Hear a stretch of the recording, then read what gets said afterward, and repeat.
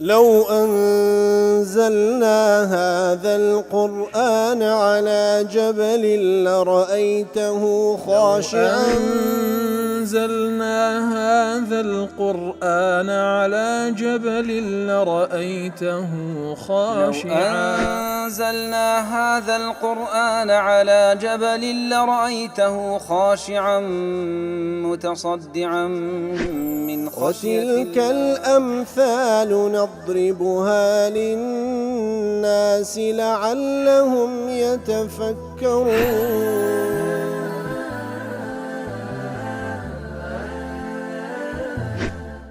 الحمد لله والصلاة والسلام على رسول الله وعلى آله وصحبه ومن والاه. السلام عليكم ورحمة الله. برزان خوشحال لواني 1890 لوانكاين تفسير قرآن بيروز بيم وخزمتان ومبست رزامندي رب العالمين وهو دار مئوي آزيش سودي لور بقرن. أعوذ بالله من الشيطان الرجيم. بسم الله الرحمن الرحيم. ومن أظلم ممن افترى على الله كذبا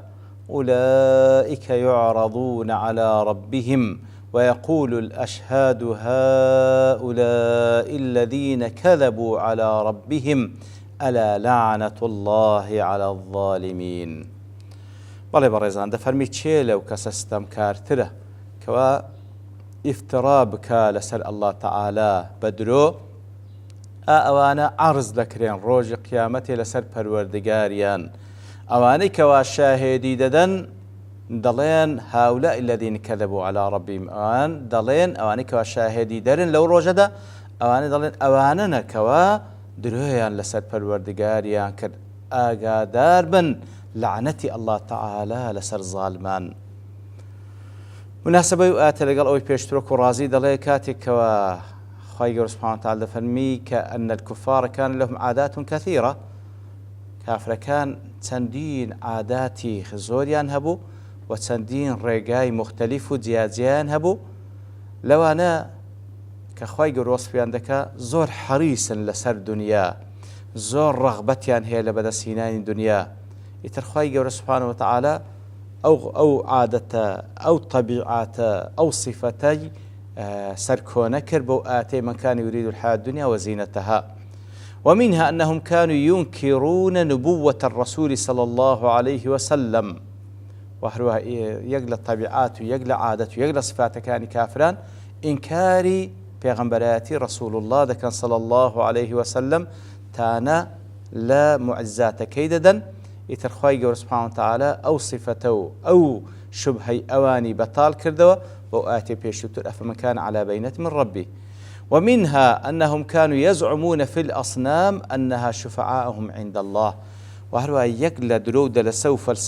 فلسفة ترهات كانيان أوبو كإدعاء وان ذكر كوابتو صنم مكان تكان لو ذكن لا الله تعالى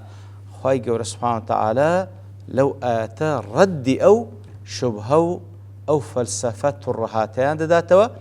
وذلك لأن هذا الكلام افتراء على الله. طبعا هالكسر أو خسبك افتراء بس على الله تعالى إتر فلما بين وعيد المفترين على الله فقد دخل فيه هذا الكلام كاتك خواهي سبحانه وتعالى وعيد هرشد فرمي برامبر بو كساني كافترادكن إتر يقلو كساني كورترين افترادكن كافر كان كدلين بتوصنا مكان من شفاعة من لو كان أبي حيان ضلي كاتك ولا بيشتر خوي قرباس ويكر أم يقولون افتراه ياخذ ضلين كاتك وبرامبر ببيغمبر صلى الله عليه وسلم جرأتي عندك بدانجو أو كلام لان خوي هري بستا وافتراء كده سر الله تعالى ليرد خوي قرد فهم هيت كسيق لو كس الظالم ترنية كشتيك هل بستي بدرو لسر خواه سبحانه وتعالى برام لحق دا هم المفترون الذين نسبوا إلى الله الولد أوانا كوا بابلين قورترين مفتري أوانا كوا من داليان دايت بال الله تعالى وهو شريكيان لقل الله تعالى بريار دا وهروها أوشتاني كخوا حلالي كرديان حرامي كرديان دين مخالفي حلال وحرامي خواهي قورة دكن. ومن أظلم ممن افترى على الله كذبا واتشيلو كس ظالم ترى كوا دروي هەڵبەستا لەسەر الله تعالى وەکو کەسێک کە ئیدعا بکە الله تعالى وەلەدی هەیە والعیاذ بالله یان شەریکی لە بۆ بڕیار بدا یان شەریک لە عیبادەتکردنی خوا یان شەریکی لە بۆ بڕیار بدا لە تەشریع واتە وەکو خوا حەقی شەریعەت دانانی هەیە با بڵێن کەسێک کەش ئەو حەقی بداتێ کە عینی وەکو خوا والعیاذ بالله حەقی یاسادانانی هەیە یان ئەوەتە چێ لە کەسە زاڵمترە کەوا قورئان بداتە پاڵ غەیری الله تعالى یاخود چێ لەو کەسە زاڵمترە کە ئیدعای پێغەمبەرەتی بکاتن والعیاذ بالله. لا تفسير رازي دلي فيه دلالة على أن الافتراء على الله تعالى أعظم أنواع الظلم كاتو آتا بلغيت دا قورترين شوازكان وجوركان ظلم أو كواكسي دروح البستي لسأل الله تعالى. أولئك يعرضون على ربهم وتأوانا أوانيك دروح البستن لسأل الله تعالى يعرضون يوم القيامة على الله وأنا عرض ذكرين لسر الله تعالى وتراد جيرين لبردستي الله تعالى يتر الله تعالى حسابيان لقل دكاو پاداشت و سزایان دەداتەوە لەسەر ئەو زۆڵمەی کە کردیتیان. ابن عادل دەڵێ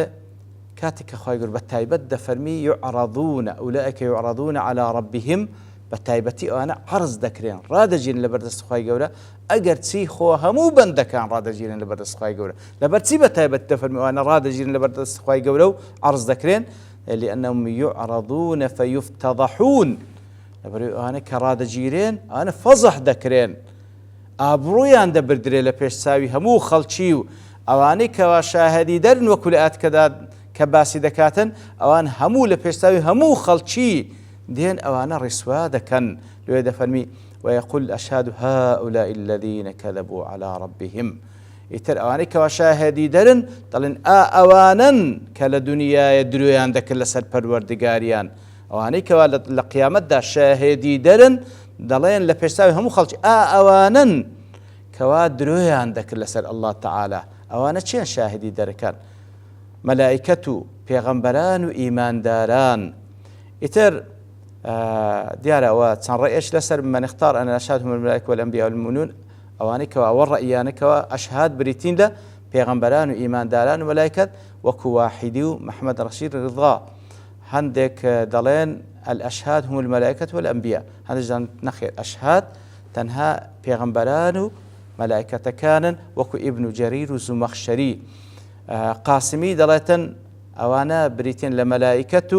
و هەروها لە پێغەمبەران و لە جەوارح ئەندامەکانی ئینسانەکان. زەجاج دەڵێ ئەوانە بریتین لە پێغەمبەران و لە ئیمانداران. ئیبن عاشور دەڵێ ئەوانە فقط مەلائیکەتن کەوا شاهدی دەن لە ڕۆژی قیامەتێ. ئەبوو حەیان دەڵێ الأشهاد الملائكة الذين يحفظون عليهم أعمالهم في الدنيا. الأشهاد أو ملائكتانا كوا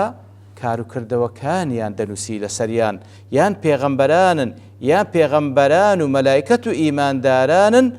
کەوا شاهدیان لەسەر دەدەن. ابن كثير دەڵێ يبين تعالى حال المفترين عليه لەو ئاتەدا خوای گەورە حاڵی ئەو کەسانە بەیان دەکەکەوە درۆیان لەسەر الله تعالى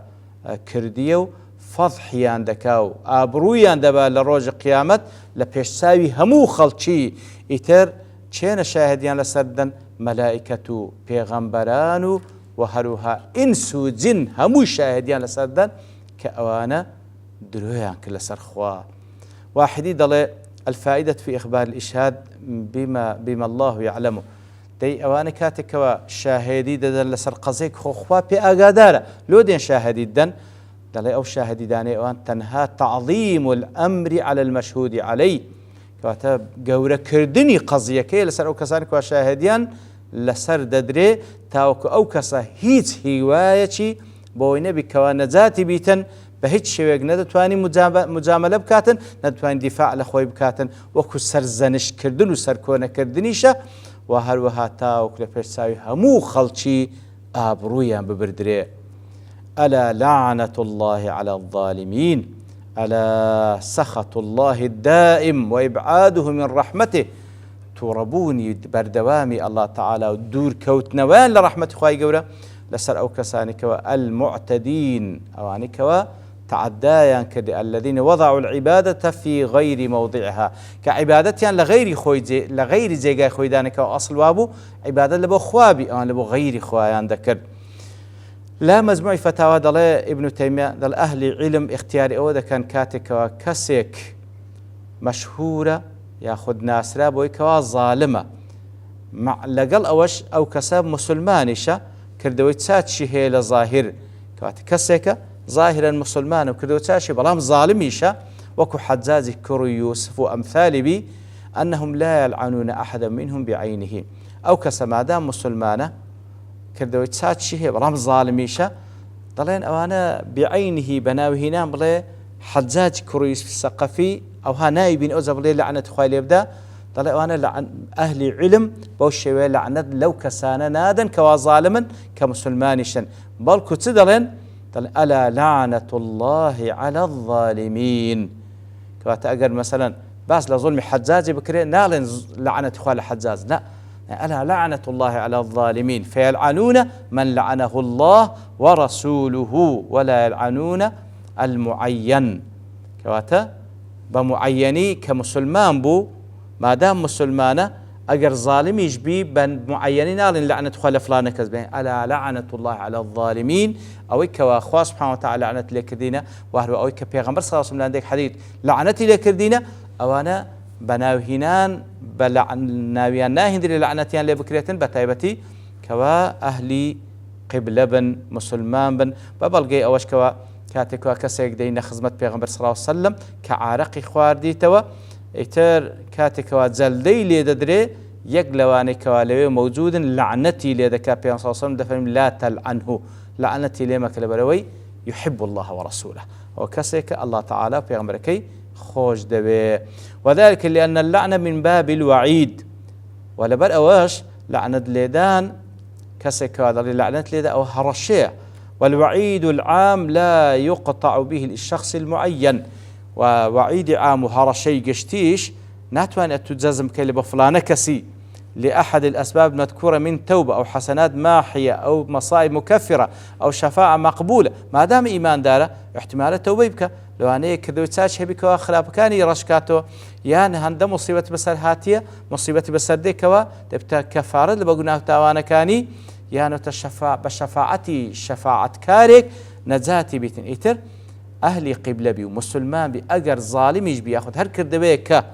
پیغمبر صلی الله علیه و سلم یان خوای گەورە سبحانه وتعالى یان پیغمبر صلی الله علیه و سلم لعنتی لو نو کردوی دا و خاونکی دا اما لبو مان نیه مادام اهلی قبله مادام مسلمان مادام کافر نیه بناو هینان بلین لعنتی لو دا بلکو لو حاطی ده الا لعنة الله على الظالمين.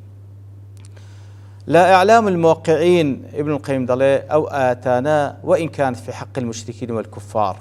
أو آتانا أجر سيل حقي مشرك وكافر كان فإنها متناولة لمن كذب على الله في توحيده